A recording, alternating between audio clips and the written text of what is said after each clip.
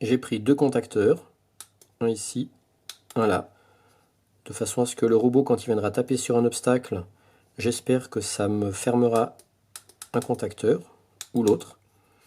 J'ai relié l'upload de ce contacteur avec celui-là, celui-là avec celui-là. Ensuite ici j'amènerai du 5 volts.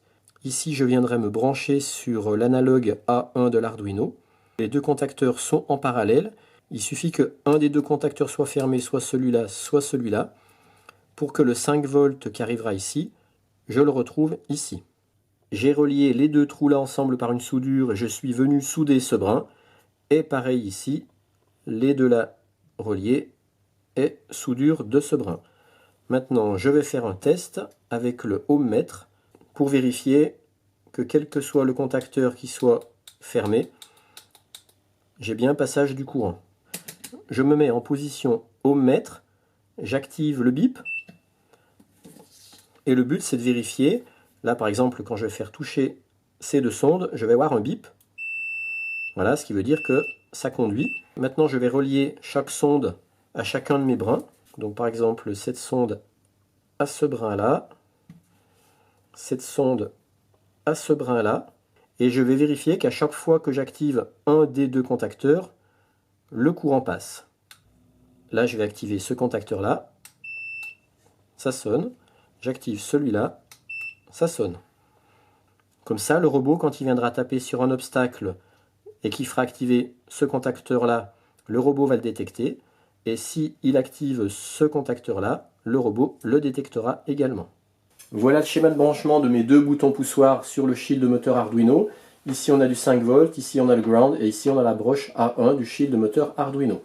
Quand on active un des deux boutons poussoirs, on a le 5 volts directement qui arrive sur la 1, soit par ce bouton poussoir là, soit par ce bouton poussoir là.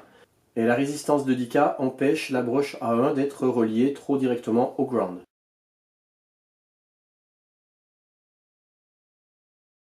Par contre, quand la broche A1 n'est pas reliée du tout au 5 volts, eh bien elle est reliée à la broche ground à travers la résistance de 10K. Pour éviter que la broche A1 soit en l'air quand il n'y a pas de contact avec le 5 volts. Parce qu'au début j'ai fait des essais comme ça, simplement comme ça, et bien ça ne marchait pas du tout parce que quand aucun des deux boutons poussoirs n'était appuyé, je n'avais pas du 0 volt parce qu'elle n'était pas reliée au ground.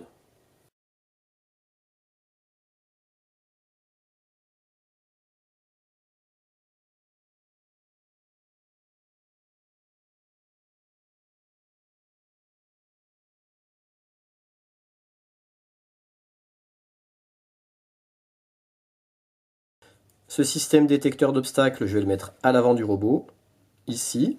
J'ai plus qu'à rajouter dans le programme un test quand il est en mode marche avant, de façon à tester la broche Analog In A1 et voir s'il est à 5 volts. S'il est à 0 volts, il peut continuer d'avancer. Et dès qu'elle passe à 5 volts, ça voudra dire qu'il aura heurté un obstacle. Donc je lui demanderai de faire un arrêt moteur, et puis soit de faire une marche arrière demi-tour, je vais voir, ou tourner à droite, tourner à gauche, je ne sais pas encore. Cette vidéo faisant suite à la précédente, je n'ai fait que légèrement modifier le code Arduino. Je suis venu rajouter le test de collision sur la partie gauche du schéma que vous voyez maintenant, avant les tests latéraux. Je vous montre maintenant la partie de code que j'ai rajoutée. On vient donc lire avec la fonction AnalogRead la tension qui sera présente sur la broche A1, Analog In. Ça va renvoyer une valeur que je viens mettre dans la variable capteur choc. Et puis ensuite, je viens tester la variable capteur choc.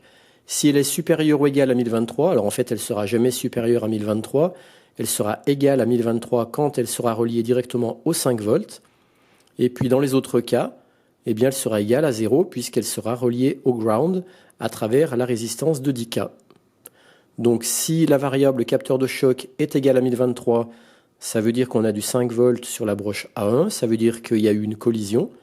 Donc dans ce cas-là, je donne l'ordre au moteur de faire une marche arrière et un demi-tour. Dans le cas inverse, on ne fait rien et on continue de dérouler le programme du code Arduino. Et comme toujours, je vous mettrai en commentaire épinglé, c'est-à-dire dans le tout premier des commentaires sous la vidéo, la totalité du code Arduino pour que vous puissiez faire un copier-coller si ça vous intéresse. Allez, c'est parti.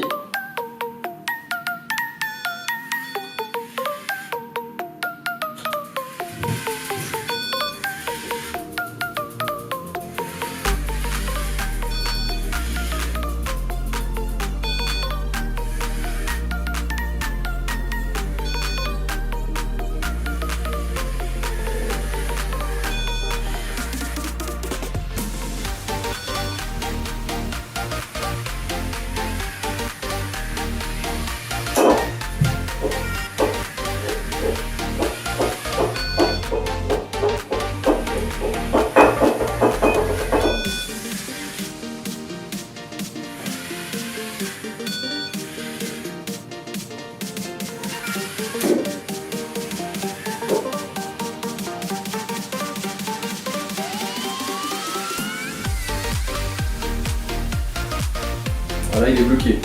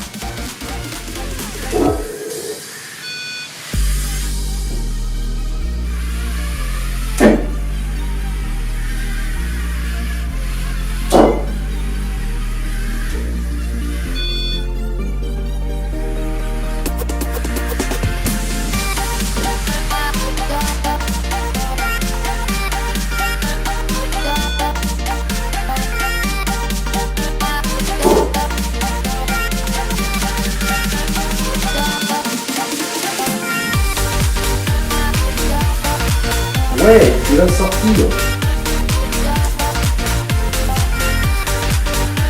Yes! Il est sorti.